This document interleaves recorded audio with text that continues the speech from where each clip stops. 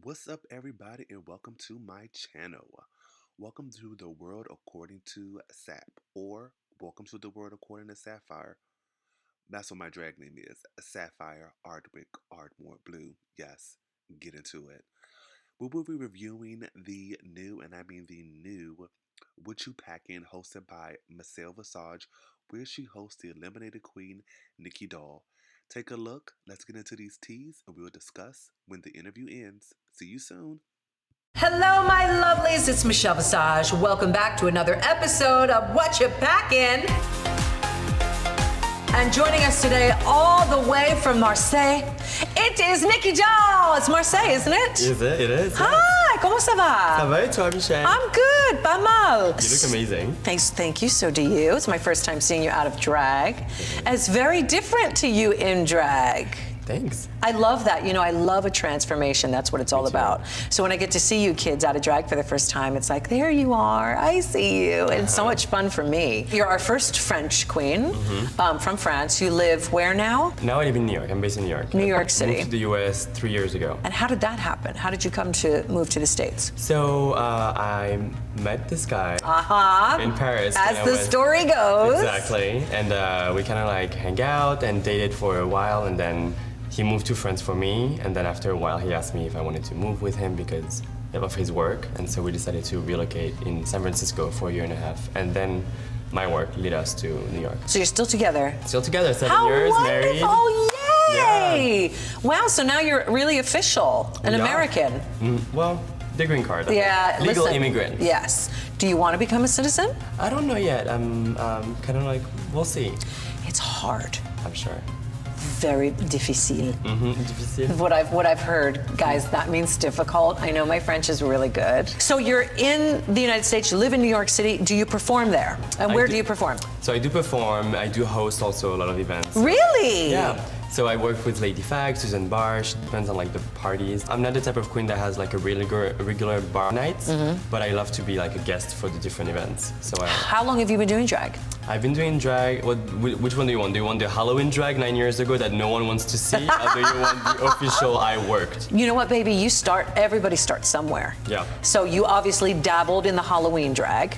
Totally. And that's how you learned, oh, I like this. Did you start in Paris? I started in Paris. So after living in Morocco and really struggling as a queer kid, not being able to fully embrace who I was, when I moved to Paris, everybody was taking gay pride or Halloween as a way to, you know, like mean girls, like to be slutty and to show your best assets. And I just wanted to embrace fully what I've been targeted for, which was being feminine. And so Nicky Doll was born. I just wanted to be full on glamour, and that's when it started. What was it like for you to be able to perform and meet Nicki Minaj? When I created Nicky Doll, I wanted to have this Miami prostitute name from around the corner. Right. That, you know, and doll because I have so many different faces. I like to be fashion, I like to be the vixen, I like to be, you know, anime. So I have different faces for Nicky Doll. And so seeing Nicki Minaj, because I named myself after her, was really full circle, really. Yeah. What was your favorite part of doing Drag Race? Your favorite challenge? Where do I put it that start? way. My favorite challenge was definitely the first episode, which was the runway, because when I came into this competition, I knew that I would be struggling with the language, and I would lose the eloquence that I have in my own language, Of or like course. the wit that I have in my own language. Yes. I would lose some of it, and so fashion was the language that was my way to communicate without any struggle, and that's why I wanted to showcase that the best way possible, and it was showing personality through my take on the themes.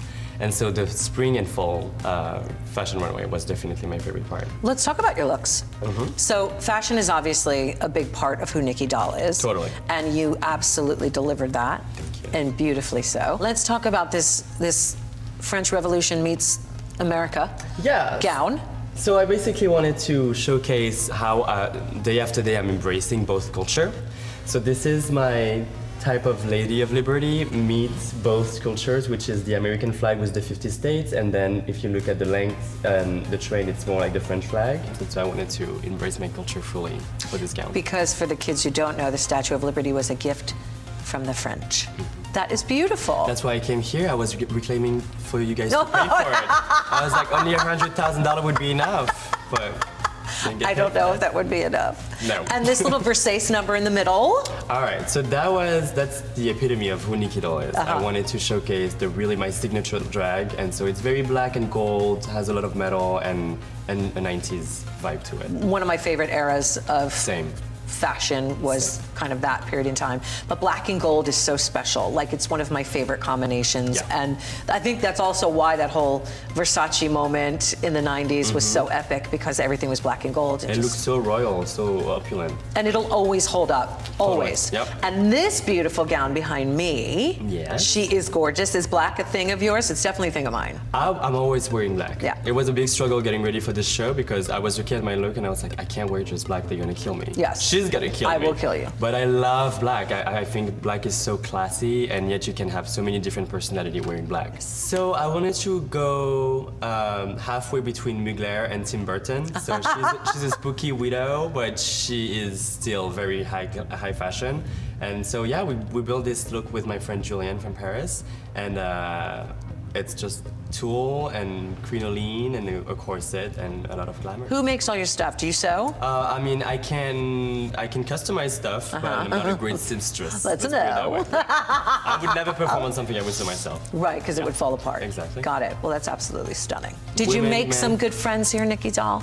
I made some great friends on the show. Who did you get close with? I got really close with Gigi because I think that we have this passion for fashion that really Yes. brought us together. Yes. But really everyone. I loved Heidi. I think that her story touched me so much. She's so lovely. That's why it was so nerve-wracking for me to lip sync against her, because deep down the human was like, she needs to stay and she has to fight, and the performer was like, that bitch, I need to Yes. stay.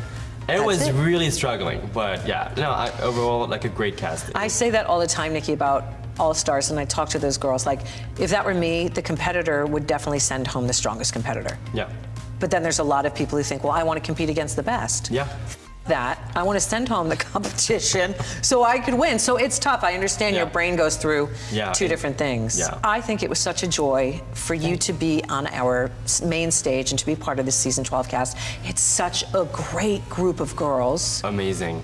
and you did such a wonderful job. I wish it was longer, but it's the way it is. People are going to get to see you. You're part of the Drag Race family now. Yeah. You're going to go out there. You're going to be performing all over the world, speaking your French and your English, your Fringlish. My Fringlish. You're going to be doing it all over the place. How do we find you on social medias? It's the Nicky Doll on all social media. And in English, that's the Nicky Doll.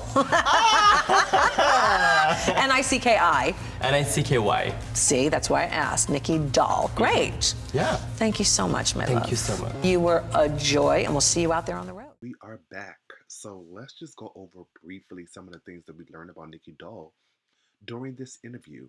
And while we talk, I'm going to show you some of the fashions that she has presented during season 12. So what we learned about Nicky Doll is that she is actually married. She has been married for 7 years. She's met her man when she was in Paris, France. That being said, she's also lived in Morocco, of course, France, San Francisco, and also New York City, which she's lived for 3 years currently. We also learned that her favorite episode was the first episode, which is the runway episode. She said that she loves fashion and she wanted to express herself because her English wasn't that good, and she knew that her fashion would express who she are or who she is as a drag queen. She also stated that she got her name, of course, from Nicki Minaj, and then I said Nicki Minaj, Nicki Minaj, and that she also got her name from some kind of inspiration from a Miami prostitute, which I found was very hilarious. She also stated that she got her last name from Doll, and that she gave different looks, like she gave like cosplay or goth. Of course, we know that she does a beautiful glam or beauty look, but I wish within the 5 episodes that we saw her that we definitely got a different look from her. That definitely would have made me feel a little bit more better about her as a drag queen other than just a look queen, if you get my picture. Because there's a lot of drag queens and there's a lot of look queens, and there are a few look queens who, let's just be honest, doesn't do drag. They don't perform. They just go on the internet or they go on Instagram and they just take pictures. That's it. They don't perform. They don't do bars or brunches or private parties or things of that nature.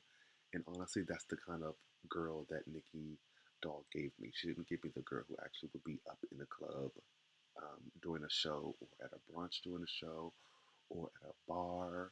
She just give me one of those queens who just always give face and always give looks. So, guys, this concludes my first taping. I repeat, my first taping. So please bear with me where I work out all the kinks so I can get everything together so it can be a wonderful, nice, cohesive production where you can enjoy and come to week after week after week. We're going to be discussing makeup because I am a drag queen. We're going to be gossiping, talking about all the shits and giggles that's going on in the world.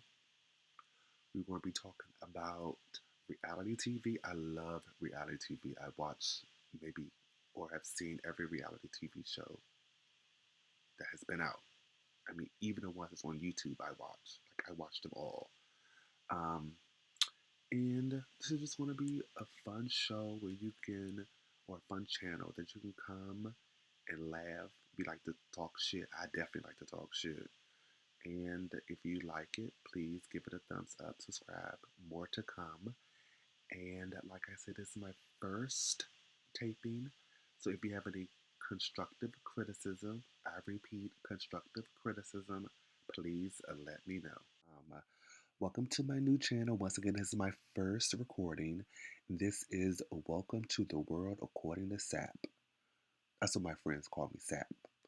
But my full drag name is Sapphire Ardwick Ardmore Blue. Get into it. Bye, guys. See you soon.